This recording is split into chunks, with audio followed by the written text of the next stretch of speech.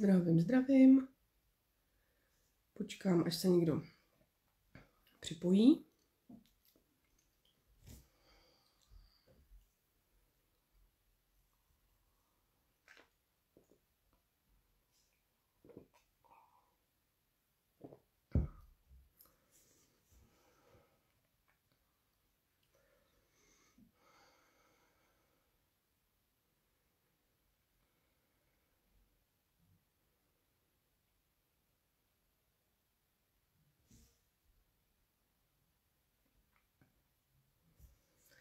Takže mám tady někoho živě? Nebo si tu budu povídat? Ne. Počkám ještě. Se někdo připojí.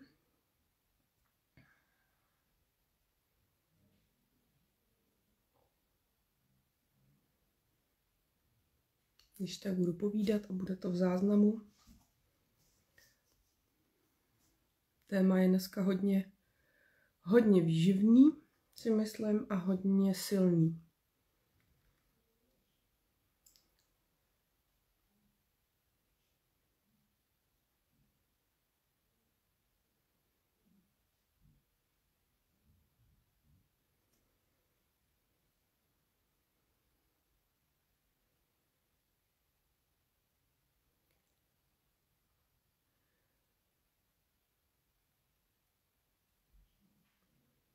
Tak já začnu. Vidím, že se někdo připojil.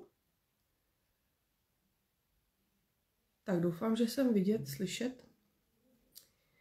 Já jsem si dneska připravila téma, jak poznám, že žiju v toxickém vztahu a proč nemůžu odejít. Je takový jako vlastně silný téma, ale častý. Jak to poznám? Protože většina mých klientů nebo klientek si úplně nejsou jistí, jestli žijou v toxickém vztahu nebo v narcistickém nebo manipulativním vztahu. Ono ve finále je to totiž jako jedno, jestli to je narcistický nebo toxický vztah. Je to úplně jedno, protože ten narcismus má prostě toxické prvky. Má toxické prvky, akorát jak to mám říct, ten toxický se dá ještě nějakým způsobem třeba vykomunikovat. Tou komunikací dokážete, že budete chtít toho člověka skrotit. Jak se říká, jo? Skrotit ty jeho výpady, postavíte hranice a ono se to může fakt ten vztah změnit. Ve chvíli, kdy už je to narcistický, tak tam jako změnu moc jako nečekejte, ani nehledejte, tam žádná nebude. Ale jinak ten vliv na toho druhého člověka, já budu tomu říkat, i když jako nerada to říkám, protože nechci, aby se lidi úplně stavěli v toxickém nebo narcistickém vztahu do role oběti. Ale v tuhle chvíli, když to vemu z pozice toho psychického násilí, který je páchaný ve stylu narcismus a toxického chování, tak opravdu je to dobrý rozlišovat. Já rozlišuji oběť a narcista, nebo jo, oběť a toxický člověk, protože vždycky jeden je tam nějakým způsobem jako oběť a je to pro něj náročný. Mohli bychom říkat i empat, jo? Jestli můžu to i rozdělit, že můžu říkat, že ten druhej je empat, ale dost často ty lidi, kteří žijou v toxickém vztahu a nejsou toxický nebo nejsou narcistický, mají sami o sobě pochybnosti, že začínají být toxický, narcistický a mají narcistický rysy. Ona tam totiž určitá vazba toxická taky je a proto říkám, jako rozděluji to prostě ta oběť. Základem toho, jak to poznat, lidi se mě ptají, jak mám poznat opravdu, že mám toho toxického partnera doma, nebo mám někoho toxického v práci, cokoliv. Základní věc je se podívat, jak vlastně já to cítím, jaký emoce já mám. Dost často jsou tam emoce, jsem si to tady radši napsala, abych na něco nezapomněla. Dost často máte takový zvláštní pocit, že chcete, aby dnešek byl v pohodě, nebo on byl v pohodě, nebo ona byla v pohodě. Jako máte z toho strach, v jakém stavu přijde, co se bude dít. Dost často podle toho, jak ten člověk přichází, zabouchne dveře, už víte, že se něco děje, hodí klíčema. Jenom dejchá, jo, jenom vydechne a vy už víte, že je prostě problém, že Jo, a teď jak to vyřešit? Dost často někdy se stává, že pokud ten člověk vám chodí přesně v určitý čas domů, tak vy už před asi 5-10 minut předtím začnete být nervózní, začnete uklízet, začnete se otáčet, jestli je všechno v pořádku, jestli máte to, co máte mít. Jo, začínáte jít do stresu, do úzkosti. Tohle vám vyvolává ten člověk, který má nějakým způsobem toxický nebo narcistický chování a jde domů. Jo, takže neustále si přejete, aby byl v pohodě. Jak bude dneska, jestli bude dneska v pohodě. Bojíte se s ním otevírat určitý témata. Jako komunikace s ním je náročná, vždycky skončí vaší vinou, je strašně nepříjemná, ale tak do toho radši nechcete chodit. Vůbec jako nechcete je radši už otvírat. Když je otvíráte, víte, že skončíte buď hádkou, anebo to skončí vaší vinou, urážením vás, ponižováním vás. Všechno tohle, co tam bude. Jste vlastně celou dobu, co jste ve vztahu s toxickým člověkem nebo narcistickým člověkem, jste ve strachu neustále, jste ve strachu z jakýkoliv SMSky, z jakýhokoliv, jako jste v pozoru, jo? Člověk je nervózní, pípne mi to SMSkou, někdy mi to máte ještě rozdělený, že u něj máte úplně jiný zvonění. Jak uslyšíte tohle zvonění, jste najednou v úzkosti, jako že kdybyste stuhli, co se zase děje, co se děje, jako takový to ustrnutí, to je jaký ten, že se zapne ten náš ochranářský plazí mozek a ustrnete, co se děje, nějaký stres. Jo, přichází hodně SMS-ka, a nebo taky se stává, že vy mu napíšete, vy musíte mít takový pocit, že musíte být pořád jako v dosažení nebo dostihnutí. Musíte včas odpovídat, jinak je problém. A když náhodou on přestane odpovídat, nebo ona, ale narcistický člověk, toxický člověk přestane odpovídat, tak vy dostanete stres. Najednou vám neodpovídá, si řeknete, udělala jsem něco a ty tam začnou běhat ty myšlenky. Udělala jsem něco, co jsem udělala? Odpověděla jsem dobře, nebo se naštval, nebo to bylo pozdě, nebo co jsem jako udělala, a ty tam začnete vlastně, první věc, začnete v sobě hledat nějakým způsobem to, co se stalo, vinu na sebe. Jo? Takže všechny tyhle ty anomálie, které přicházejí, že najednou nenapsal včas, tak berete na sebe, jste z toho ve stresu, začíná úzkost. Rychle se tam dost často v toxickém vztahu spouští stres a úzkost. Zatlačený člověk, cítíte se jako zatlačený do kouta v tomhletom vztahu. Že nemáte úniku, že není kam utíct, že prostě jenom jste v koutě a čekáte, kdy bude klid. Nic jiného.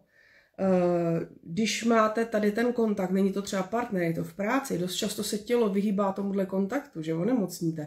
Tělo vám to dává najevo, když se máte setkat s tímhle člověkem, jste nervózní, jste neklidná nebo neklidnej a vlastně dostavuje se často nemoc. Nemoc vám říká, že tam je něco špatně, jo? A vyhýbáte se konfliktu, nechcete s tím člověkem vůbec nic řešit. Víte, že tam nebude žádný pochopení, že tam nebude empatie, nakonec to bude vaše vina. Nechcete být přecitlivělá, stejně to dostanete, že jste přecitlivělá. Dostanete informaci, že se citlivka, tady vytahuješ prostě blbosti, jo? Tyhle ty kraviny, někdy jsem slyšela takovou větu, tyhle ty sračky, no má takhle, fakt ve vztahu, tyhle ty sračky, zase vytahuješ nějaký sračky. Jo? Tohle fakt tam lítá v těch vztazích. A vy máte prostě pocit, že vlastně nemůžete nic řešit. Cokoliv, jakákoliv otázka nebo jakýkoliv dotaz na toho partnera, na toho dotyčného, je vlastně strašný strach. A budete se cítit, už se víte, že to dostanete zpátky, že jste úplně neschopný, blbý.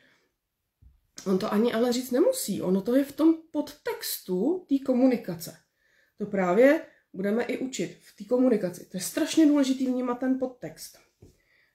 Co se týče vůbec, ještě co se děje v takovémhle vztahu toxickým je, že partner vám jako, vy sami se chováte tak, že upřednostňujete toho partnera před všemi. On je nejdůležitější. Často se stává, že než se toho všimnete, tak se i stává v těch vztazích, pokud máte třeba děti už s jiným partnerem, tak upřednostňujete i jeho nad děti ze začátku. On si jako vyžaduje pozornost nad vašima dětma. Že on je víc než vaše děti. To je jedna věc. Upřednostňuje vlastně, musíte ho upřednostňovat před ostatními. Cítíte, že si to nesmíte dovolit. Máte takový zvláštní pocit. To je právě to, že vlastně to tělo vám říká, že tady je něco špatně. Musím ho upřednostnit, Musím mu dát najevo, že on je ten nejdůležitější. Nemůžu prostě s kamarádama, jak se mi zlíbí. Musím mu dávat tu péči, jo. Máte zvláštní potřebu s ním být neustále v kontaktu, protože vlastně cítíte, že musíte. Že když nebudete, tak vám uteče jinam, najednou se odmlčí, když tam bude od vás nějaká pauza komunikační, že mu hned neodpovíte, tak on se odmlčí, on vás potrestá tichem. On se odmlčí i v SMS-kách. Najednou prostě neodpoví hned. Najednou vám odpoví až večer a ještě vám řekne, nebo přijede domů a říká, já jsem si toho nevšiml, že jsi mi psala. A přitom jindy píše. Jenom proto, že jste včas neodpověděla, protože jste se mu včas nevěnovala, protože on zrovna vám napsal ve chvíli, kdy věděl, že máte schůzku, třeba s nějakým třeba šéfem nebo někde prostě schůzku obchodní, tak jste se věnovala té obchodní schůzce, ale nedala jste pozornost jemu. Tohle je takový ten test těch hranic a toho, že musíte. Jo? A nejhorší je to, že když vám on takhle napíše, vy víte, že on očekává vlastně tu zprávu, tak vás rozhodí i na tom sezení, na tom jednání vás rozhodí. Jenom to, že vám to přijde. No, odpovíte včas, prostě bude vás trestat tichem. On je ten, který má být první vždycky. Takže máte takový zvláštní pocit, že musíte být pořád s ním v kontaktu, že musíte být k dispozici, že je to prostě žádaný. Máte strach, máte takový zvláštní strach ve vztahu, že budete opuštěný. Ono totiž, vy s ním začnete trávit čas, ono se zdá, že ten člověk je skvělej, úžasný, empatický, charismatický, citlivý, je s váma, dává vám prostě to, co jste vy chtěla a pak vám to začne odebírat. Postupně vám tady ten cukr začne odebírat a vy tam začnete mít zvláštní pocit, že by vám mohl utíct. Že jako to není úplně ono, jako že vám tam něco chybí, jste tam hladoví po tom, co on vám už vzal a tváří se najednou jako, že mu to vlastně na tom jako úplně nezáleží. Sem tam se povohlídne po nějaký jiný, jako hele, koukej. Ale s takovým zvláštním, to je právě to, že když to třeba mi klientky vysvětlujou a říkají, já to řeknu třeba kamarádům nebo to, tak řeknou, no tak se podíval na ženskou. Ne, ono to přesně poznáte, že to je vtíravý, vlezlý, naschvální, takový až trošku fakt, a to mi říkají klientky, a je to pravda, takový trošičku uchylný, něco tam takového jako, takového nechutného, jako je tam taková štipka. A ve vás to vyvolá všechny tyhle chování, že strach, až chorobný strach, že vás opustí. Že tenhle ten člověk prostě k vám vlastně už netíhne, už vás tak nezbožňuje a vy máte strach, že vás opustí. Neskutečný strach z opuštění. Máte dost často s ním velkou kritiku, protože to máte už z dětství, to si jako vysvětlíme v kontextu tady toho toxického vztahu. Jste k sobě velmi kritický. Jednodušší je hledat chybu v sobě než v druhých. Nejdřív se koukáte na sebe, jestli vy nepotřebujete něco změnit k těm druhým, jestli vy něco neděláte špatně. A až pak, když vyzkoušíte úplně všechny možné metody, tak možná se kouknete ven, to znamená na tu druhou stranu, jestli ta druhá strana něco dělá blbě. Ale v první moment vždycky koukáte na sebe. To je stejný s tím telefonováním, jako říkám, když vám prostě hned nenapíše, tak místo toho vás tam nenapadne, on se na mě vysrál, nebo prostě třeba, nebo prostě nemá čas, tak neodpověděl. Ne, vy tam okamžitě, vám tam v první chvíli vyvstane tato otázka, co jsem udělala já špatně. Kritika k sobě. Cítíte odpovědnost a zodpovědnost za všechno a za všechny. Cítíte odpovědnost za to, že musíte dělat ostatní šťastný. Cítíte odpovědnost za to, jak všechno funguje doma, jestli je všechno tak, jak má být. Odpovědnost za to, že on je s váma šťastný. Odpovědnost za to, že všechno klape. Taková ta odpovědnost úplně za všechno a za všechny si berete vlastně na sebe. A on vám to postupně, vy to máte v sobě, tu odpovědnost, protože máte nastaveno, že když toho člověka uděláte šťastného, on vás bude milovat. Když mu dáte tomu člověku něco, co mu chybělo v dětství, lásku, kontakt, pozornost, budete ho obdivovat, dáte mu obdiv, to, co i vám chybělo. Dost často my dáváme těm druhým to, co chybělo nám. Takže přijetí, lásku bez podmínek, pochopení, to jsme neměli, že jo. A vlastně my mu to chceme dát a my si říkáme, já ti ukážu, jak ten život může být hezký, jak ta láska a ty vztahy můžou být hezký a prostě ty mi za to budeš vlastně jako vděčný a dáš mi tu lásku taky, jo? Že my to tam pálíme, že chceme prostě za každou cenu mu ukázat ten svět hezčí a že bude milovaný a za to bude milovat on nás a budeme mít jako zvláštní vztah mezi sebou díky tomuhle. Postavíme ho na pevných základech, uzdravíme se oba. Tam to je.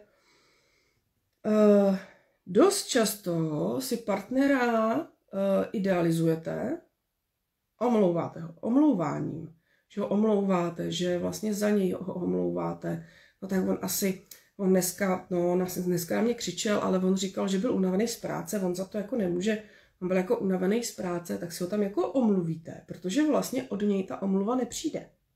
Si tam to musíte tu omluvu dát a musíte ho omluvit a vlastně mu tam dát nějakým způsobem logický důvod, který je pro vás omluvou dostatečnou, abyste tak netrpěli. Vy si vlastně pomůžete sami. Že vy od něj chcete tu omluvu, ta nepřichází, jeho vina neexistuje, jeho chyby neexistují, všechno jsou to vaše chyby a vlastně vám je dá. Dá vám to takhle, tu chybu vám dá, ukáže vám ji a vy, aby to na vás nebylo tak strašně náročný a těžký a psychicky náročný, tak si ten váš mozek vlastně vypěstuje to, že ho omlouváte, že ho začnete omlouvat a vlastně ho omluvíte sama sobě, aby to tak nebolelo. Jo? Hodně, co už jsem říkala, hodně dáváte, ale nepřijímáte. V tomhletom vztahu hlavně dáváte jenom vy, ale nechcete ani přijímat. Jo? Je tam hodně silný tohleto zakoření, že máte pocit, že musíte dávat. Že musíte dávat vy víc, než musíte si to jako zasloužit, ten vztah. Zasloužit tu lásku, zasloužit tu pozornost. To je věc samozřejmě taky z dětství, jo? A to si povíme až v kontextu toho celého. Ale dávat, ale nepřijímáte. Jako máte pocit, že to nezasloužíte. Že si nezasloužíte přijímat. Nebo přijímat jen tak něco. Lásku, kontakt. Něco jen tak. Že všechno to musí mít nějaký důvod. Všechno to musí být za něco. Že to musí být za něco. Takže to je jedna věc. Druhá, často ignorujete vlastní pocity. Že vaše pocity jsou strašně důležitý a vlastně teď celou dobu jsem se bavila o vašich pocitech a vy jako ignorujete, protože důležitější jsou ty vaše. Důležitější emoce jsou ne ty vaše, ale jeho emoce. Vnímáte jenom jeho emoce, co on potřebuje, jak se chová, je mu dobře, není mu dobře. A tím ignorujete vlastní. Všechno děláte podle jeho emocí, podle jeho potřeb, aby bylo všechno v pořádku. A tím pádem ignorujete svoje vlastní emoce. Ignorujete emoce, jak se cítíte. Vy se cítíte dobře jenom, když je klid. A klid je ve chvíli v toxickém vztahu, kdy on je v pohodě a nenadává. Kdy on je v pohodě a nekřičí. Když on je v pohodě a nevzdychá, třeba ono stačí vzdychání, jo? Nebo že vás netrestá tichem, že je prostě klid. Takže to je vlastně to, že radši ignorujete vlastní emoce, aby jeho emoce byly v pořádku. Často v tady těch vztazích máte úzkosti. Máte stres, strach a úzkost. Úzkost je takový stav, že nevíte, co se sebou. Úzkost je takový vztah, že stuhnete. Stuhnete na místě a prostě nevíte, co máte dělat. Úplně ustrnete. Jo? Tam jsou stavy úzkosti velmi, vždycky to přichází úzkost, pak dolů klid, únavy, zvláštní stres, zvláštní únava, až jako nezvládáte běžné věci potom, protože když se hodně střídá v tom mozku úzkost, stres a klid, tak jste unavený, jste strašně unavený a ten mozek začíná dělat věci, že zapomínáte, nestíháte věci, připadáte si, že neudržíte myšlenku, že fakt jako mi klientky říkají, že až jsou jako hloupí, že si připadají, že jako kdyby zblbli, jo? Že prostě nedokážou přemýšlet. To je všechno vliv toho toxického působení, v kterém člověk žije. A celý tohleto je vlastně o hranicích. O těch hranicích. Všechny tyhle ty body, kdy se cítíte blbě, kdy dáváte přednost jemu před ostatníma, že máte pocit, že musíte mu na všechno odpovídat, že musíte být v dosažení na telefonu Tady ty věci jsou vlastně to, že vlastně nemáte ty hranice, že jste si je někde povolili a máte s tím problém třeba už od dětství si nastavit hranice, říct si vlastní názor, říct si, jak to chci. Máte strach, že když si je nastavíte, že přijdete o ten vztah, že přijdete o tu lásku. A to je za mě to důležitý, aby si člověk vlastně uvědomil, že to, co jsme tady vlastně všechno povídali, je o hranicích. Jsou to hranice, kdy to nastavení vám zachraňuje vlastně, dá se říct, opravdu život. Naučit se nastavovat ty hranice a umět říct, hele ne, já dneska prostě chci jít s kamarádkama, nebo já prostě potřebuji dneska s kamarádka, domluvila jsem se. A i když se mu to třeba nelíbí, tak jít a čekat, co se jako stane, protože vy máte právo na normální život, máte právo se setkávat s kamarádkama. Nejhorší věc je, pokud začínáte vztah, začít odřezávat kamarádky. Ve chvíli, kdy on vám říká, že ten je debil, ta je blbá, tohle je hrozný člověk z vašich kamarádů nebo z vaší rodiny, začne vám to tam jako hanit, pozor na to. To je takový fakt varovný signál, že vás chce odizolovat od vašich kamarádů, protože ve chvíli, kdy vás odizoluje, má větší šanci vás zmanipulovat a vlastně vás zpracovat do toxického vztahu.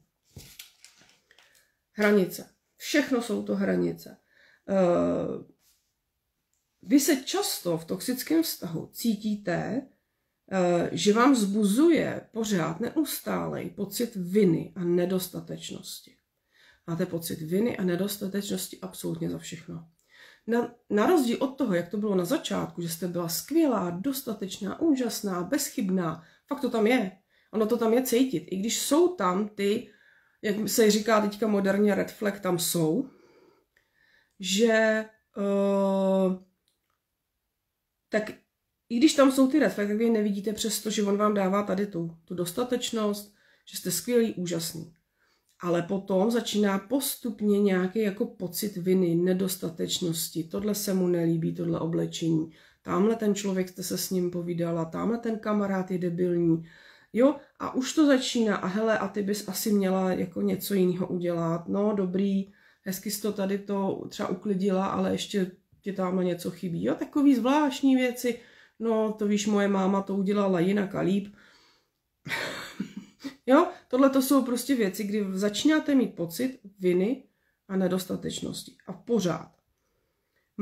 Cítíte takovou zvláštní jako přitažlivost k němu, až jako závislost. Nedokážete si představit, že byste, ono to pak už je silný, že byste třeba někam odjeli. Nebo že byste se vzdálili. Dá se říct, on ve vás vystaví takový zvláštní skleněný jako koridor, kde se můžete pohybovat. A když jste mimo ten koridor, mimo ten vytyčený vlastně prostor, tak máte stres. To mývají často děti. Když máte děti, tohle mývají často i děti.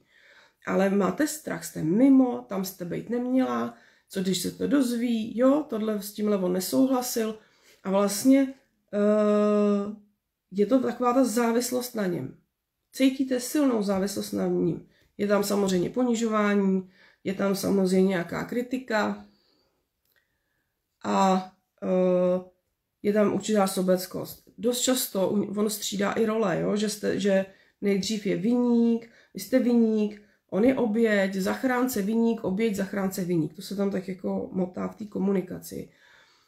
Ale základem je, že to, co vás tam vlastně potom udrží a nemůžete odejít, je vlastně, není láska. Dost často mi lidi říkají, já ho miluju. Já ho strašně miluju. I po rozchodu. Já mám k němu lásku. Já ho miluju. Já ho chci. To není láska. On vám tam vypěstoval závislost. A závislost se vypěstuje vlastně spouštěním mechanismů v mozku a je to určitým způsobem taková traumatická vazba. Tam se vytvoří traumatická vazba a tím působením, tím vyvoláváním viny, vaší nedostatečností vám tam vyvolá ten systém a máte na něm závislost. Je to stejná závislost úplně, jako když jste závislí na alkoholu. On je pro vás, dá se říct, jeho chování je pro vás drogou. On vlastně způsobuje v mozku to, abyste pochopili, jak ono to celé funguje, abyste pochopili, že fakt to není láska. To je nejhorší, když vlastně rozumím tomu, že to někdo tak cítí, ale fakt to v jejich případě toxického vztahu není láska. Vlastně oni ve chvíli, kdy vám dávají cukříky v podobě pozornosti, kontaktu, lásky, že jste dokonalí, že jste skvělí takový, jaký jste a nemusíte to, tak vlastně oni vám dávají ten cukřík. To, co vám chybělo z dětství. Jak jsem se včera jsem se o tom bavila. Láska bez podmínek. On vám ji dá. On nám ji na začátku dá. On nemá žádný podmínky. On nemá říct, neřekne, jo, líbíš se mi, ale trošku třeba by si mohla, já nevím, zkrátit vlasy. On neřekne nic takového. Jste úžasná, jste skvělá, máte skvělý humor, skvělý nápady, myšlenky. Jo, to žití s váma bude dokonalý, protože to já mám taky rád, takhle snídaně, já nevím, jo, nebo já taky rád ponocuju, jsem sova a kde si, co si, jo. On vám všechno dá a všechno vypadá, že je úplně kopie vás. On vám tohle dá. A takhle vám to dá, ale pak vám to postupně začne ubírat. Postupně je to jinak. A vlastně je to tak nastavený, že on vám to vysvětluje způsobem, že vy jste se jako nějak změnila. Tam jako by bylo problém jako třeba u vás, aby vy jste si jako řekli něco je špatně. A když máte tu kritiku na sebe, z dětství, na sebe, že já jsem ta špatná, já jsem ta nedokonalá, já jsem ta špatná, já musím být ta hodná holčička, teď jsem se zachovala špatně, tak ji hledáte v sobě. A on vám to ani nemusí říct, ale vy ji začnete hledat v sobě. A začnete si říkat, tyjo, co se stalo tak jinýho, že mě tak už nemiluje, že tady to nedělá, asi jsem se nějak změnila, asi musím něco udělat jinak. Tak jo, a začnete tam vlastně hledat v sobě tu vinu a vlastně to nějak napravovat. Protože on vám nikdy nedá návod. Narcista nebo toxický člověk vám nikdy nedá návod. Řekne, ty jsi hrozná, ty jsi se změnila, kdyby si nebyla taková citlivka, kdyby si byla normální. Jo, on řekne takový abstraktní jako pojmy, normální, hrozná, citlivka, jsou abstraktní pojmy, ale neřekne vám, co máte dělat, kde je ta chyba. On vám to neřekne. A vlastně vy to chcete zpátky. Takže vlastně si potom za tím jdete a sem tam dostanete zase ten cukříček. Ale už ne takovej, už ne tak velký, jenom trošku. Už to není takový ten velký cukřík. A on v tomhle on vlastně dělá ten kruh závislostní. Ty musíš něco udělat pro to, aby si dostala ten cukřík. A vyvolá v tom mozku závislost, protože ten cukřík, který dostanete, je vlastně za výkon, za něco. Já jsem se nějak zasnažila a něco jsem dostala. A ten cukřík za výkon v mozku vyvolá příliv dopaminu. Dopamin je uspokojení, je to dosažení cíle, je to uspokojení a dopamin je hormon spokojenosti, štěstí, jako radosti, ale hlavně dosažení cíle. Pak na vás zase působí, že je něco blbě. Zase se odtáhne nebo nemluví, trestá vás tichem, vy nevíte proč.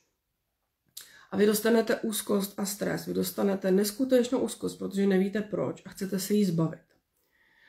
A vyplavuje se vám kortizol, že hormon stresu a vy to potřebujete zachránit. Vy se potřebujete z toho vytáhnout, protože vám je to nepříjemný.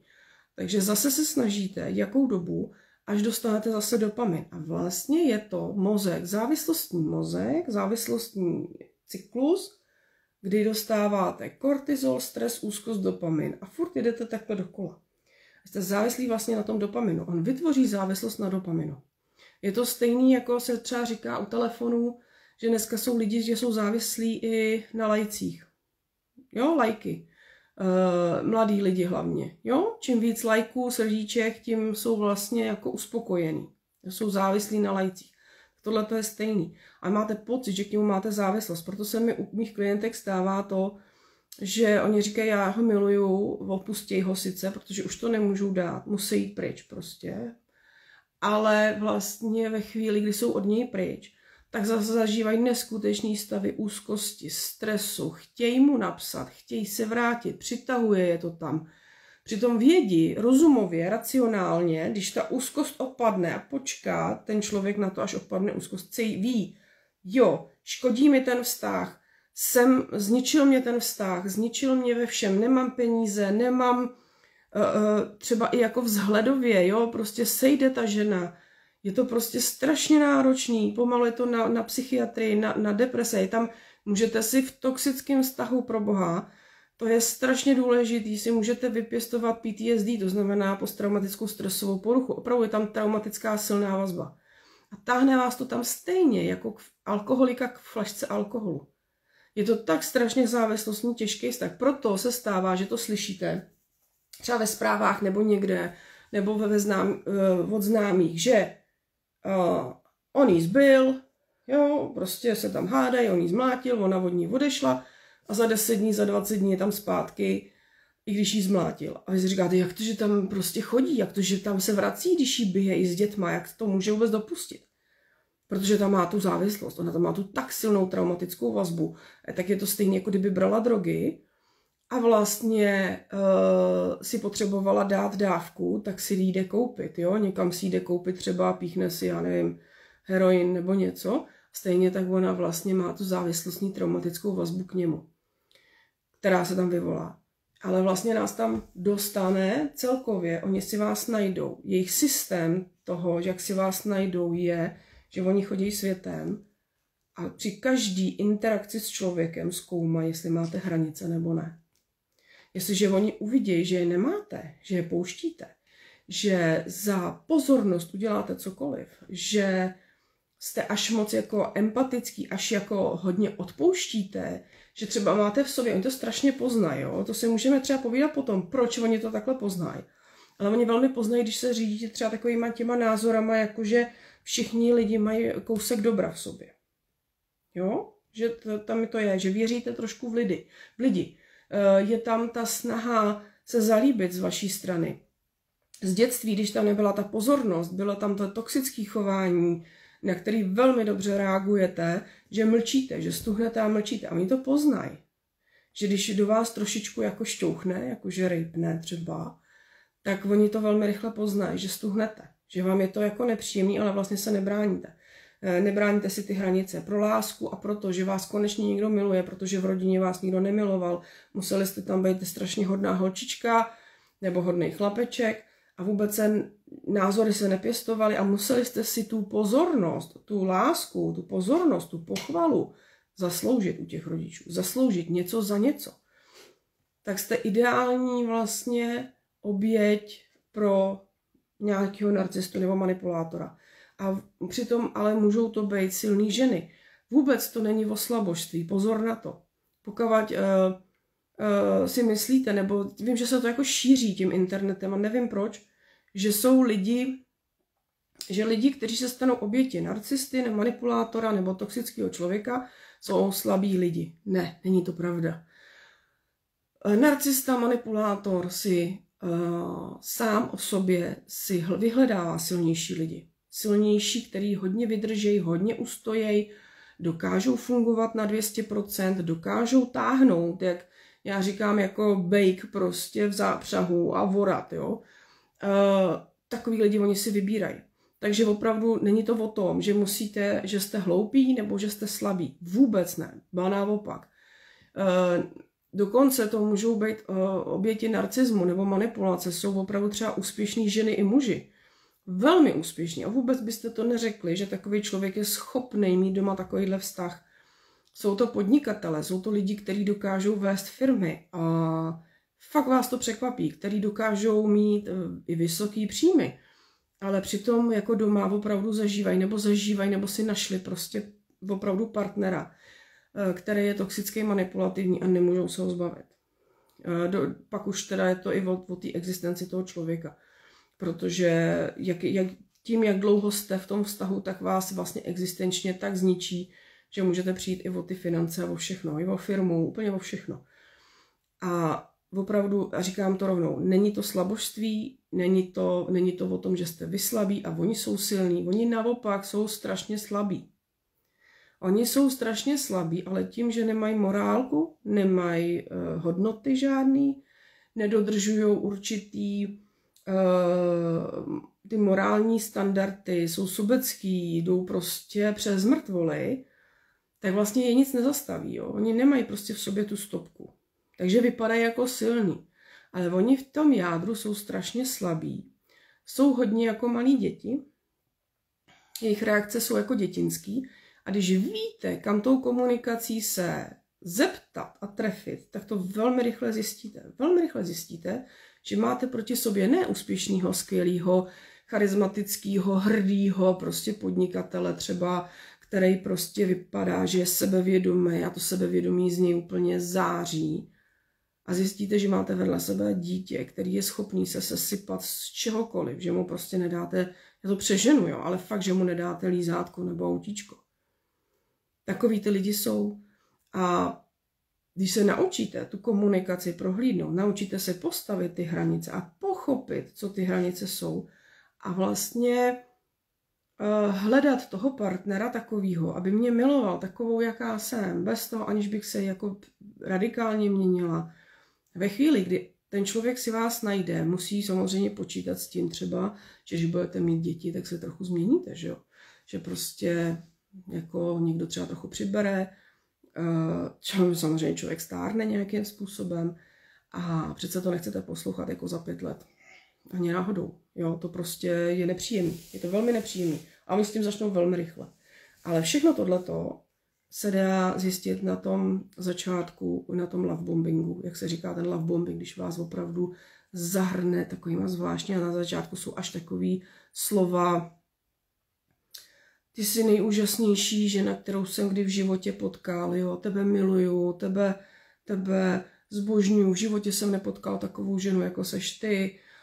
A tady ty věty, jo, ty jsi úplně dokonalá pro mě a já tě miluju a já se těším, až budeme spolu trávit čas a oni dokonce začnou i jako, protože třeba vědí, oni to vycítí, že jako byste už tu rodinu třeba, tak až já si dokážu představit, tak to by byly naše děti hezký. Když se podíváš na naše fotky, nebo na to společné fotky, jak by byly naše děti hezký. A teď si bavíte třeba jako fiktivně o dětech, jenom že ve vás to vyvolává nádherný pocit. Jo.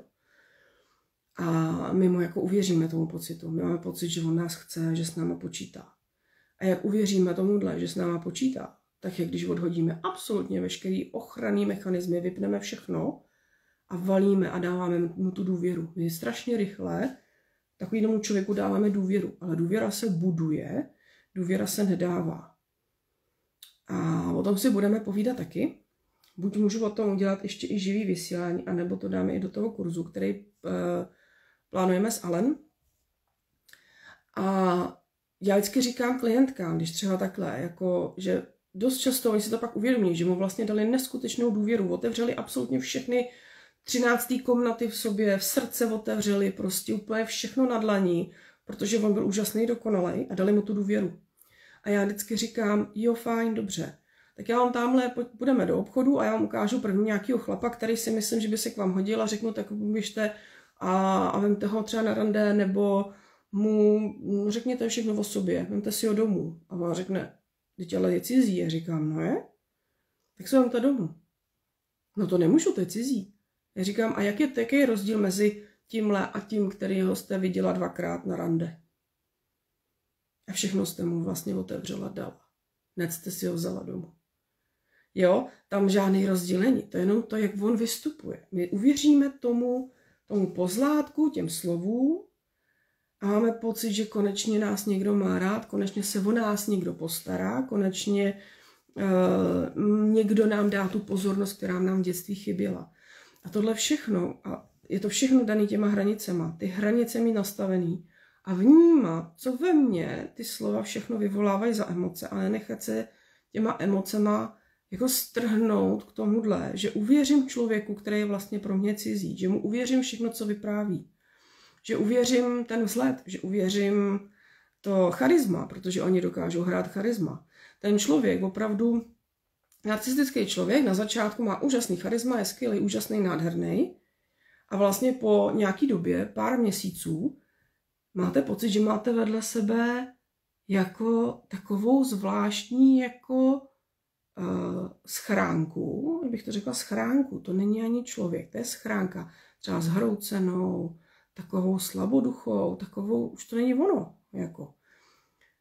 Tohle všechno vám může otevřít komunikace, aniž byste se zamilovali. Tohle všechno vám může ukázat právě ta komunikace, kterou budeme učit s Alen v tom 5denním kurzu. Mám ho nahoře v bio, Alen Stupková ho má taky v bio.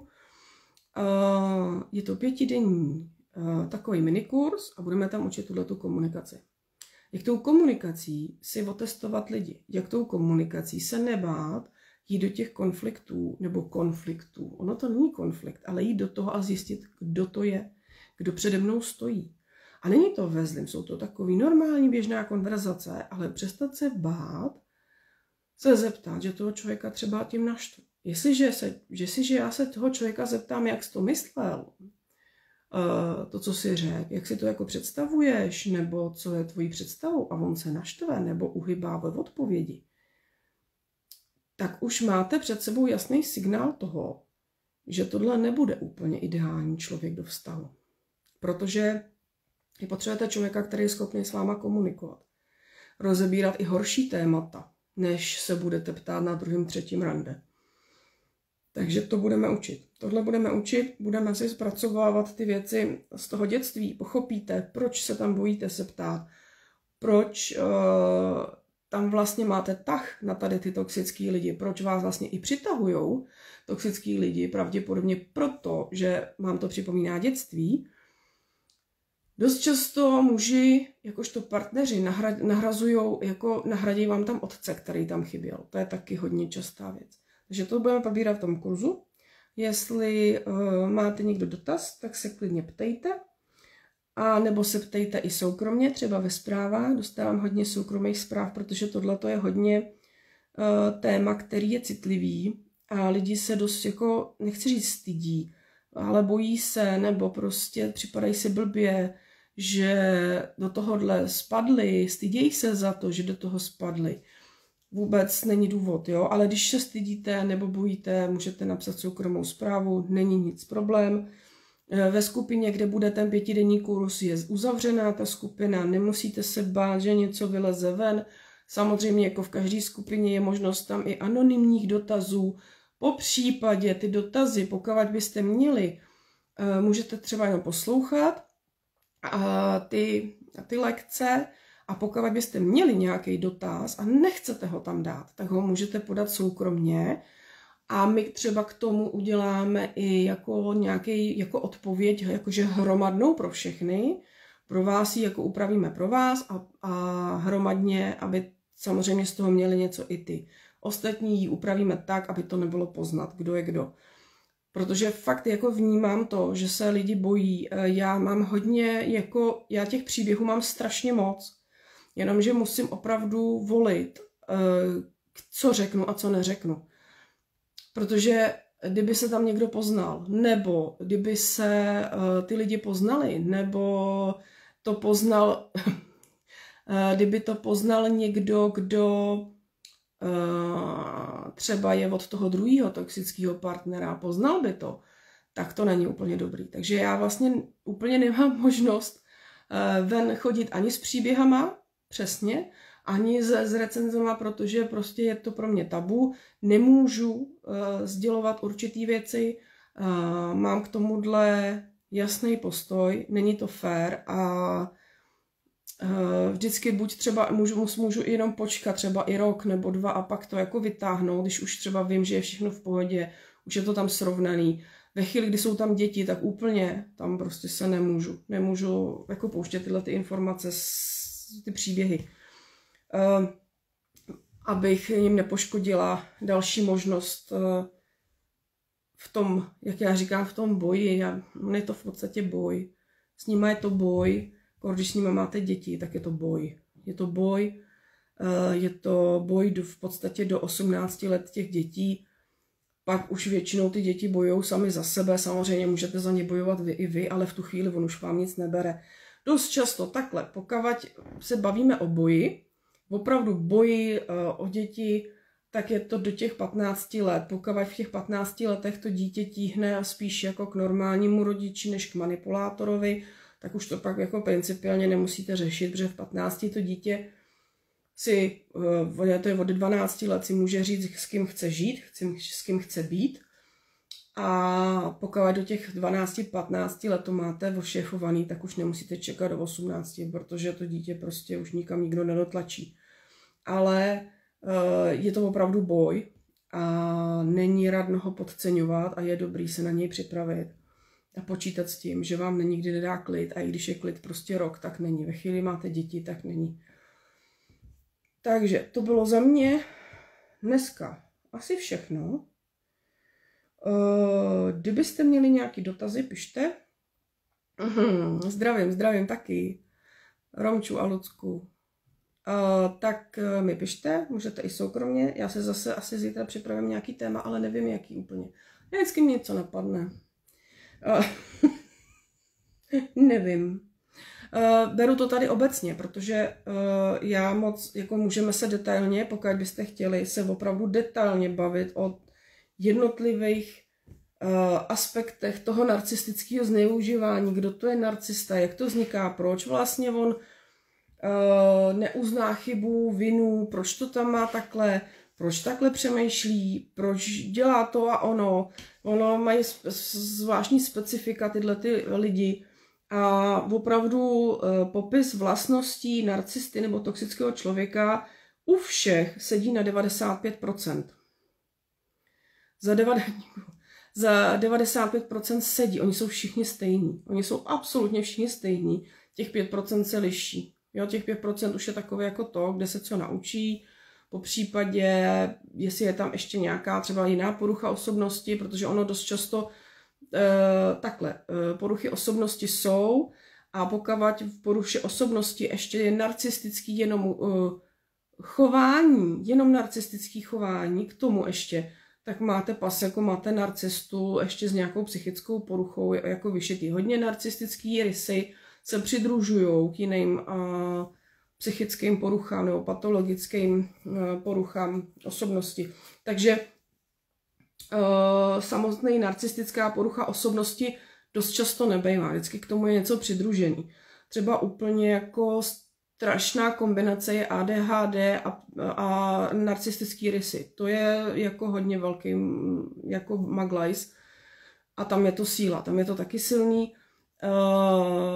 Pak jsou narcisti, kteří mají psychopaty s narcistickými rysama a to je úplně jako taky strašný, protože jediný rozdíl jsem se bavila, protože mě to hodně zajímá a já se bavím i s lidmi, kteří mají sami třeba hraniční poruchu osobnosti, narcistickou poruchu osobnosti a vím o nich opravdu, že jsou.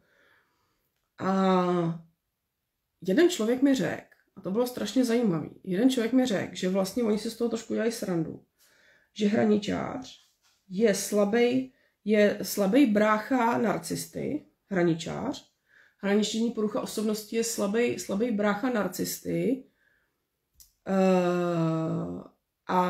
a psychopat je už nástavba jako nad narcistu, jo? Že je psychopat, narcista a hraničář. A psychopat, narcista totiž, pokud je zahnaný do kouta, tak dokáže i přiznat vinu. Ale když je zahnaný do kouta, cítí strach, cítí bolest, nepřizná vinu, když je zahnaný do kouta, tak ji přizná, ale stejně to opakuje dál, jo? Ubližuje dál. Psychopat nepřizná vinu, necítí strach, vůbec nemá strach, takže on má absolutně vypnutý strachový to a cítí jenom bolest. Tam můžete ovládat psychopata jenom přes bolest, přes nic jiného. Proto dost často psychopat ovládá lidi přes bolest, protože ono to funguje, ono to jde. Samozřejmě v tu chvíli je tam i strach u normálního člověka. Ale oni mají, to se třeba přirovnávají třeba takový ty kluci, co skáčou, jestli víte, jak skáčou přes ty střechy těch domů. Tam jsou ty videa na různých kanálech, na Instagramu nebo na TikToku nebo tak skáčou přes ty střechy. Jo, tam už je velká známka toho, že tam může být psychopatie, protože tohle není normální, tam není strach. Tam je prostě šílenství, jo, tam není strach. A oni záměrně jdou do takových jako extrémů, protože nemají strach a tam jim to jde. A líbí se jim tam. Jo? Takže oni mají jenom strach, oni mají jako jenom bolest, bojí se jako bolesti, ale nemají strach a necítí vinu. To je psychopat. Nebo jestli chtěli jako psychopaty, tak pak tady můžu tady třeba dát vám seznam třeba úžasných, to bych mohla, úžasných třeba filmů na Netflixu, když tak vám to budu dávat do storíček, nebo dokumentů, kde se vůbec úplně můžete dozvědět, jak to opravdu může dopadnout, když budete žít s psychopatem, s narcistou, s manipulátorem. Je to masakr, potkám to v životě, je mi těch lidí neskutečně líto, ale je to opravdu boj, jak já říkám, o život. My jsme se, vždycky to říkám, my jsme se zbavili té přirozený jako smrti, v uvozovkách přirozený, v tom smyslu, že nelovějí nás lvy, nelovějí nás medvědi, vlci, nemáme tady už takový to, že bychom se báli zimy, že umřeme v zimě, že nemáme co jíst, že nás někdo uloví, že nás už nehát, jako nemáme tyhle ty strachy o přežití, tak jsme si vymysleli vlastně jako my lidi, jsme vlastně evolucí, nám přišly úplně jiný strachy. Ale myslím si, že kolikrát horší, protože mně přijde, že je jednodušší jako čelit tomu medvědovi, protože ten medvěd má nějaký základní chování, základní rysy, někde spí, někde má brhloch, někde má území, loví v určitý časy, takže se dá pozorováním vytvořit to, že já se mu vyhnu. Bohužel jako narcista se chová jako predátor, manipulátor se chová jako predátor, ale je nevypočítatelný.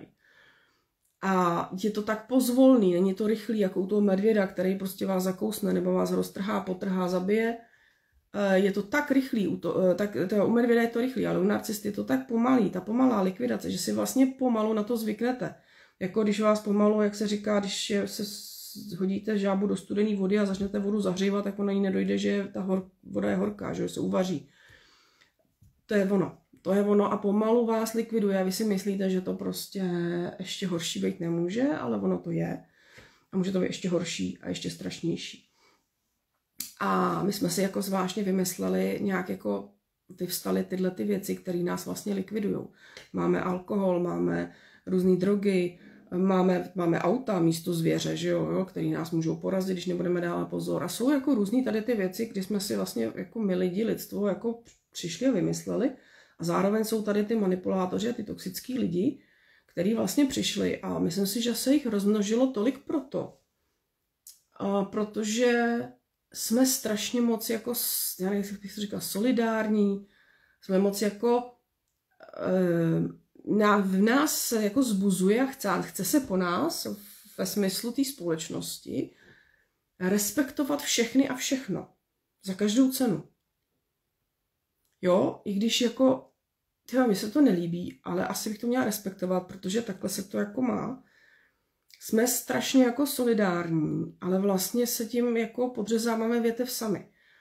A u tady těch lidí tam máme solidaritu, důvěru okamžitě, respektujeme, chceme jako chceme komunikovat ty problémy, ale oni nechtějí. Oni nechtějí komunikovat a oni nemají problém. Problém máme my. My jsme na to, aby jsme se šli léčit. Tak jsme se jako vypěstovali tyhle ty lidi, i tou výchovou jsme došli k tomu, že se nemůžeme bránit, že není dobrý si postavit vlastní názor, protože vlastní názor za to budeme potrestaný. Tak máme tyhle ty lidi, kteří nás likvidujou a ničej. A fakt je to predátor. Predátor, který si jde za svým, za jasným cílem. A opravdu, já jsem se jednou bavila s hraničářem, hraničář a měl i narcistickou poruchu. Obě dvě, jo.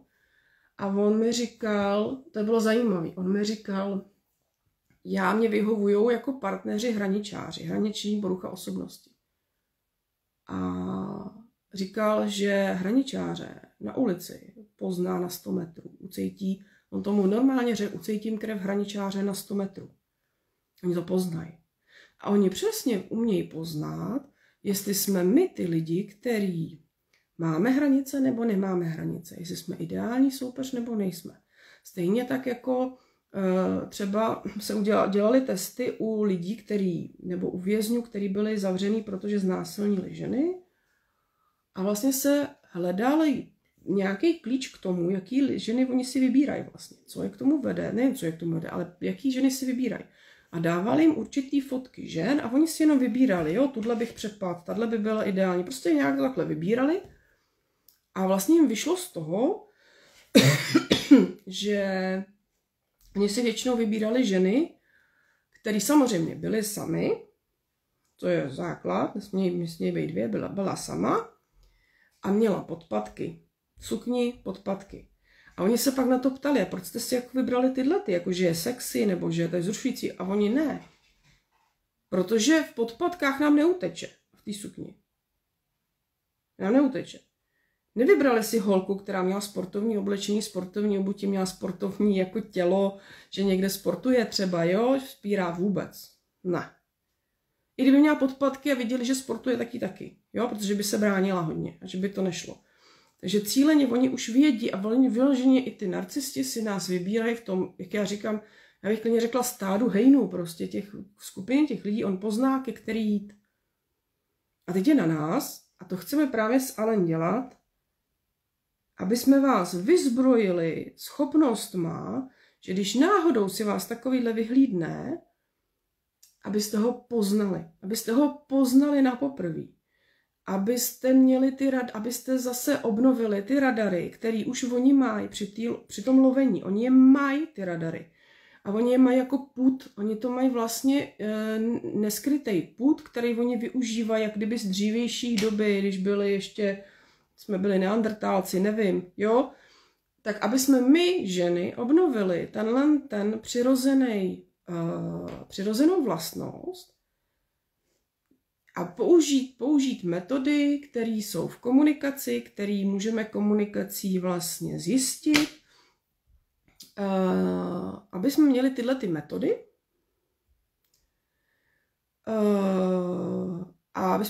metody které vám pomůžou k tomu, abyste vlastně jim nepodlehli. Protože já jsem se teďka zamyslela, jo, protože ono vlastně je důležitý to, že vy můžete být všechno v pohodě, vy můžete být 10 let, 20 let v pohodě, ale pak přijde nějaká životní událost. U Alen to bylo stěhování, se stěhovala a najednou přišel. Jo? Nebo prostě nemáte dobrý období, někdo vám umře, něco řešíte, jste oslabená, víte, že jste ve stresu, že jste hodně stresová, že je stresový období, nemáte sílu a on se najednou nějaký jako připlete. Protože on to cítí, že jste oslabená, on to cítí a chce to zkusit.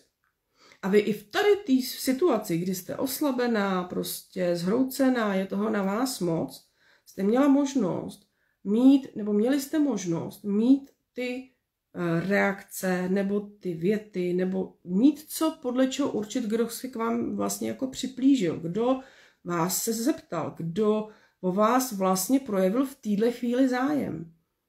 Abyste se nebála každýho člověka nebo každýho muže, který vás osloví, ale abyste si je uměla sama vyřadit. Uměla sama vyřadit ty, který po vás jdou a jdou vás zničit, jdou z vás vysávat energii, likvidovat váš život a převzít si váš život do svých rukou. Takový lidi kolem sebe nechcete, ale zároveň se chcete seznamovat, nechcete mít strach z těch lidí, chcete si vybírat ty správný lidi, tak tohle toho vás chceme s Alen naučit, abyste si vybírali opravdu ty správný lidi. To bylo za mě. Teď tady koukám, že Veronika, Verčo, ty chceš do vysílání, chceš něco říct? Verču znám. Jestli to tak je, tak když tak napiš, já tě tam přidám. A jinak, když tak budeme končit. Jestli to byla náhoda, nebo nebyla. Že někdy mi to sem tam někdo zmáčkne. No, to jsem přesně věděla, sem tam mi to někdo zmáčkne. Tak jo, tak to bylo za mě všechno. A já si za zítra připravím nějaký téma, kdybyste fakt měli nějaký téma, který by vás zajímalo, nebo co probrat, nebo co byste potřebovali zase slyšet třeba o narcistech. Já toho mám strašně moc, jako strašně je toho vela, když tady mám ze Slovenska vela, co se dá, opravdu co se dá o tom mluvit a může se o tom mluvit hodně dokola, ale je důležitý To povídání se dá, ale je důležité vás to naučit, abyste prostě tomu přestali jít naproti, abyste tomu podlehali, abyste měli ten život ve svých rukou a i když se necítíte dobře, abyste se nestali kořistí pro tady ty lidi ve slabých chvílích, aby oni toho přestali využívat, abyste věděli, co děláte i v tady těch situacích. Tak to je za mě. Tohle je to, co chceme vlastně celým tím kurzem předat. Jo, jak s nimi jednat, když máte dítě, přesně tak. Ale tam je základ v těch hranicích. Tam ty lidi si musí postavit ty hranice a pak pochopit princip komunikace s nima. Protože oni komunikují úplně jinak. Nedosáhnete, jako principiálně u nich nedosáhnete toho, že oni vám řeknou, že s váma budou jako souhlasit, jo? Že vlastně s nima půjde nějaká komunikace, když změníte komunikaci. Oni s nima nikdy ta komunikace nepůjde. Vy jenom s nima musíte komunikovat tak, abyste tu situaci ovládli, aby on neměl chuť s váma mluvit a radši vám řekl, no jo, tak si to udělej podle sebe. Jo, nechtěl to vůbec slyšet. To je základ, protože pak si můžete dělat, co chcete. A on jde radši pryč, protože nechce. Vlastně ten styl komunikace je o tom, aby nechtěl s váma komunikovat a radši vám to jako odkejval takovým tím, ježiš, tak si dělej, co chceš, co mě s tím otravuješ, jako.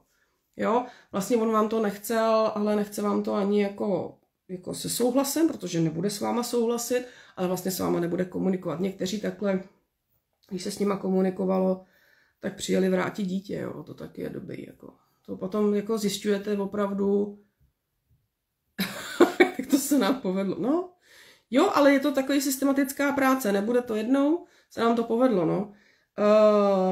Nebude to systematická práce jenom jednou, ale musí se to systematicky vlastně pracovat a budovat a počítat s tím furt a vlastně se naučit na ten způsob té komunikace, který je prostě odzbrojuje, který je nepříjemný a oni ho nechtějí vlastně vůbec se s ním jako vypořádávat, jo.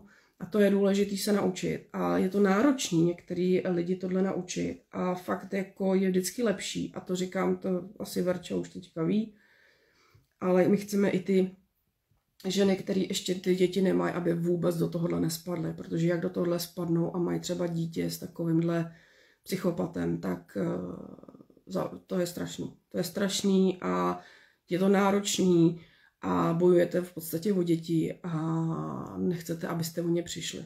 Jo? Takže chceme to naučit tak, aby a zároveň je strašně důležitý, to vám řeknu tady rovnou, aby se hotentoti, když budeme slušní, ty hotentoti, aby se nemnožili. Protože když se budou množit, bude to průšvih.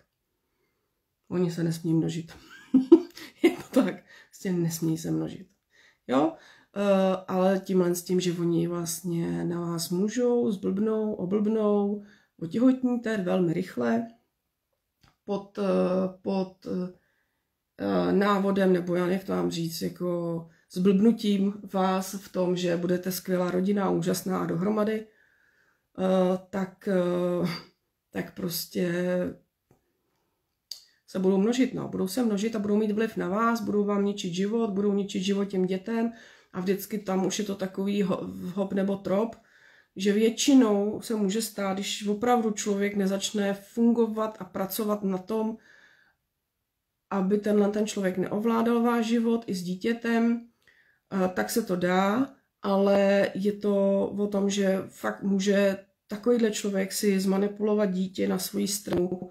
A není to výjimkou, že jsou matky bez dětí, že prostě jim seberou děti, tady ty manipulátoři, automaticky ty děti chtějí být s těma manipulátorama, ať se snažila sebe víc, ale většinou jako špatným směrem, tak oni ty děti chtějí být prostě s těma manipulátorama a je to náročný pro tu matku a ty děti jsou vychovávaný v tomhletom duchu a množí se to.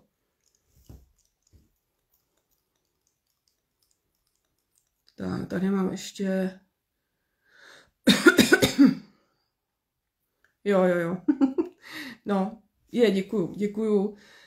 Určitě, jako ono je docela důležitý tady ta prevence, tady ty vysílání dělat a proto i s Alen chceme ten kurz a chceme šířit tuhletu komunikaci. My chceme, aby lidi prošli kurzem, aby prošli kurzama, opravdu to pochopili. Na ten kurz ve finále potom třeba můžou i děti, jo? Ono fakt jako pokud se člověk nebojí třeba i děti v pubertě, jo, dejme tomu, protože ty pubertální děti si myslím od 13 let vědí úplně všechno, takže je tam nic nepřekvapí. Chceme dělat potom, já vám jenom řeknu, co všechno chceme dělat, abyste věděli, pak když projdou tím kurzem, protože je velmi důležitý, aby lidi prošli kurzama, opravdu o té celkové komunikaci, pak když budeme, protože my plánujeme ještě další kurzy opravdu jenom třeba o té komunikaci, i s těma narcistama, aby se to naučili a pak chceme živý setkávání a učit vás. Vyloženě jako setkávání živý, naživo, kde půjdeme, už budete mít za sebou tady ten základ, který je potřeba a učit se ty interakce, učit se tu komunikaci, nasávat ten styl té komunikace, probírat to, ale i jako v partnerství, aby nebyly dohady, jak můžu komunikovat, i když mám třeba doma toho toxického partnera a chci si to vyzkoušet, jestli mám doma opravdu toxického partnera, tak nepotřebujete žádný příručky, není potřeba vědět, jestli je narcista, jestli je ten nebo ten. Můžu zkusit komunikaci, která je, o který vím, že ho nemám čím nasrat, jak já říkám, protože jsou slova, které opravdu zase nasírají, jo. Nemám ho čím nasrat, půjdu na ní upřímně, uvidíme, co to udělá. Tam zjistíte, jaký ten člověk je. Opravdu, jestli máte toxika nebo narcistu, anebo když změníte styl komunikace, jestli on se vám přizpůsobí a vlastně se to povolí ten tlak a bude vám dobře a zjistíte, že jenom tam byl velký tlak, silný tlak mezi váma a budete budovat tu komunikaci a vlastně se to srovná. Ta komunikace strašně pomáhá v tom zjistit, v čem žiju, koho mám vedle sebe a jestli je to na to budovat, anebo to radši rozbít, když tam žiju. A nebo mi to může ukázat, jestli s tím člověkem chci dál a hlavně, jestli s ním chci žít, jestli je to opravdu ten pravý partner, nejen jestli je narcista, ale jestli je opravdu ten pravý partner, že jsme kompatibilní k sobě, že k sobě pasujeme, že máme nějaké stejné hodnoty, ale to se všechno musí vykomunikovat.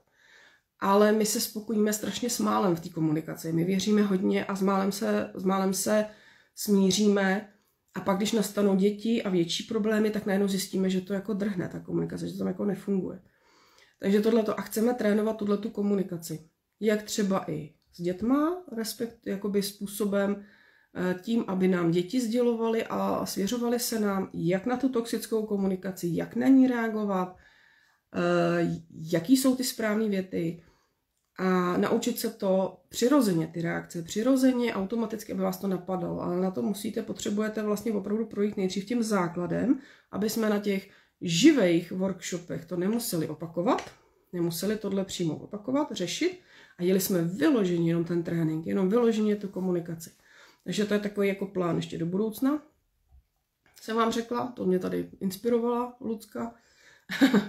A já teda se budu těšit na další, kdybyste opravdu měli jako jakýkoliv dotaz, nebo co mám udělat za živák, co by vás zajímalo, co vás napadá ohledně tady té komunikace třeba s toxickými lidmi, s narcistama, tak jsem tomu otevřená, můžeme tady udělat živý vysílání.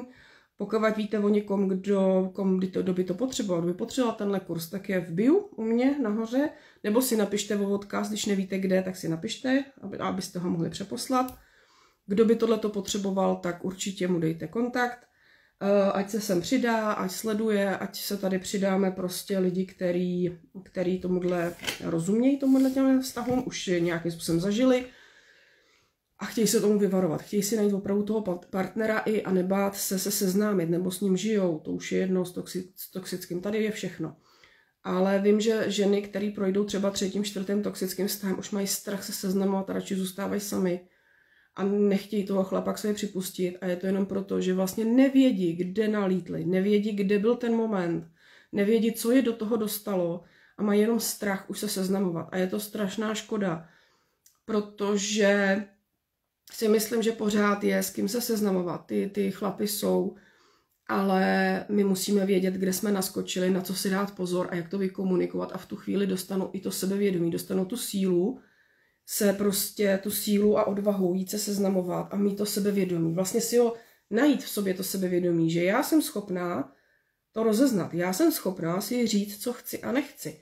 Já jsem schopná, i když vím, víte co, i když vím, že třeba já si něco řeknu jemu, že se mi to nelíbí a on se třeba naštve, že jo, on bude naštvaný, že já jsem si řekla, že se mi něco nelíbí Je to nepříjemný, že je druhý naštvaný. Mně to taky vadí, že je druhý naštvaný. Není to příjemná věc v tom sedět. Nikdy člověk nebude takovej, že jako mě to je jedno. Já jsem si jako řekla, co se mi nelíbí a mě to se jako nedotýká. Pokud jsme citliví, pokud jsme empati, pokud vnímáme tyhle ty věci a jsou nám jako konflikty nepříjemný, tak to tak je mi to nepříjemný. Ale i když je mi to nepříjemný, tak ale já si v tom vytrvám, to je moje hranice, já se to tam ještě s ním vykomunikuju, nenaštvu se, ale vykomunikuju si to tam s ním a budu ale vědět, že jestliže já si řeknu, že se mi něco nelíbí a on se naštve a není schopný se mnou komunikovat, tak to asi není úplně partner do života. Prostě není. A nechci to. Jo, nechci to prostě zažívat, nechci to mít. Ano, je mi to nepříjemný, že to, ale je to pro mě signál a informace, že je něco v nepořádku. Že prostě něco tam není správně a ten člověk se vůči mně chová, vlastně dá se říct, nesprávně. A tohle to oni ukážou hned, i když je ta lovebombingová část, jak se říká, kde se říká, vy to tam nepoznáte, to vás strašně zamilovaná jste, to prostě to, ne, je to tam. Jen se to naučit vnímat a nepodléhat té kráse.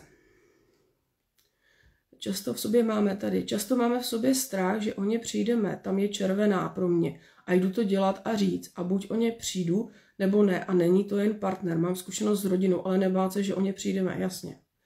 Máme strach z toho, že tam je strach jako, že je to moje vina, že jsem o ně přišla. Že to bude i moje vina, že já něco řeknu a přijdu o ně.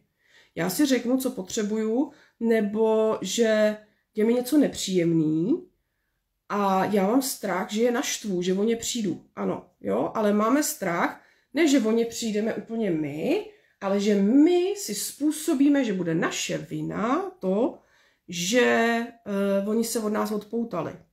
Ale na to my si musíme vlastně zvyknout, protože toxický lidi opravdu nemají rádi hranice a reagují naštvaně. Vždycky.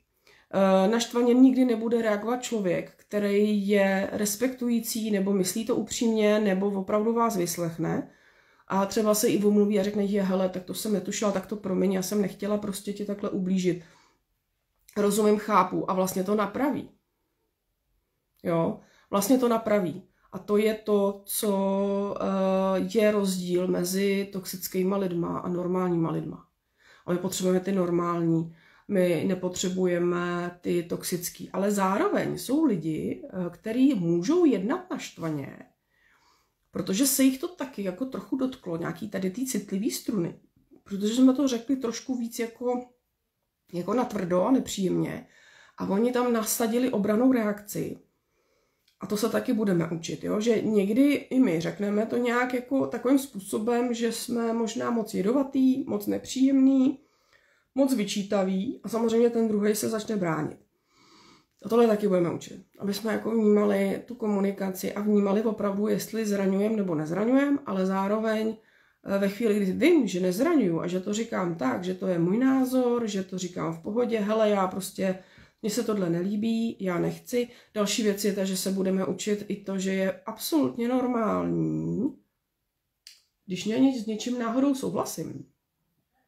Když náhodou s něčím souhlasím, že to můžu třeba druhý den odmítnout. Můžu přijít a říct, hele, já jsem si to rozmyslel. Nebo něco. Protože vy můžete s něčím souhlasit, protože vás někdo někam natlačil, třeba z rodiny. Vás někdo někam natlačil, vy jste souhlasili a doma, ty vole, já tam vůbec nechci. S čím jsem to zase do prdele souhlasila, ty jako, ježiš, jo? A teď co s tím? Vždycky můžete vzít svůj názor zpátky. Vždycky můžete cokoliv vzít zpátky. Prostě přijít a říct, hele, já jsem si to rozmyslela. Já jsem prostě, i kdyby, já jsem prostě v tu chvíli, když jsem ti to dávala, ten souhlas, jsem prostě něco dělala, já jsem ti to odsouhlasila a pak mi večer došlo, že jsem ti to nemohla odsouhlasit, protože jako mě se tam nechce, nebo nechci to dělat, nebo vlastně nemám čas. Jo, nemůžu, musela bych překopat absolutně veškerý svůj program a prostě na to nemám, je to moc rychle, kdybys mi to řekla před týdnem, třeba týden dopředu, tak budíš, jo.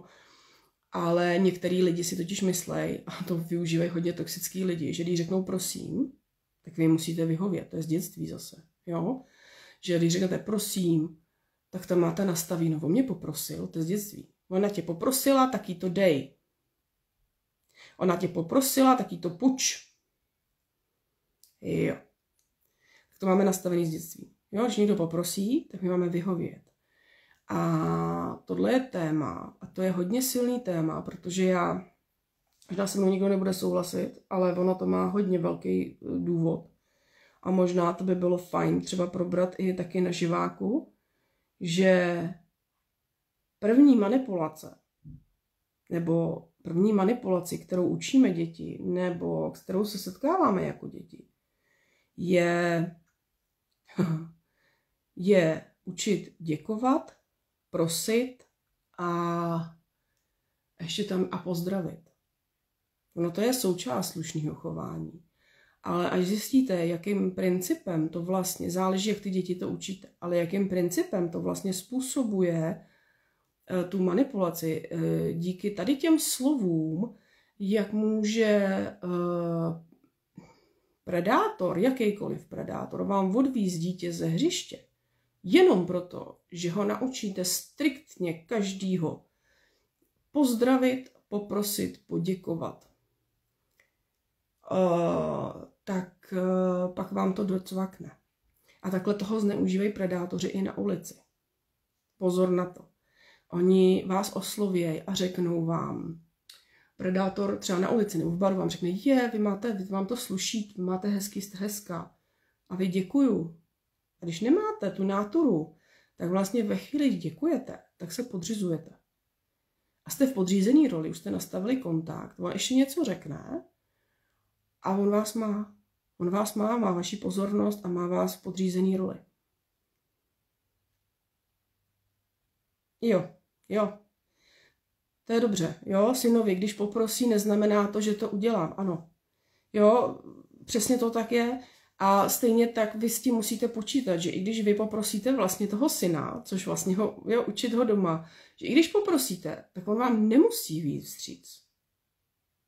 To prostě není povinnost. A tohle to je důležitý. A stejně to se zdravením, jo. Tohle to využívají predátoři, oni pozdraví to dítě a chtějí se zeptat na cestu.